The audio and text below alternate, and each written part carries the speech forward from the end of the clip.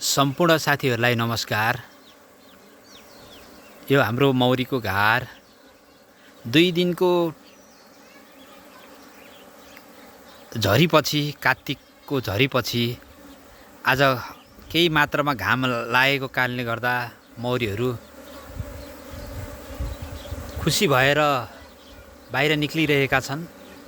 घाम भन्ने चिज कति प्यारो हुन्छ देख्नुहुनेछ। मौरीहरू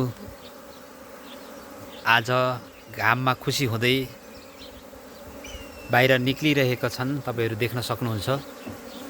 यो मौरीको सिजन लागिरहेको छ र यो प्रकृतिमा मौरीहरू खुसी भयो भने प्रकृतिको छुट्टै आनन्दको फिलिङ पनि हुन्छ। त्यो भएर 2 दिनको झरीपछि आज मौरीहरू निकै रमाइरहेका छन्, तपाईहरु देख्न सक्नुहुन्छ।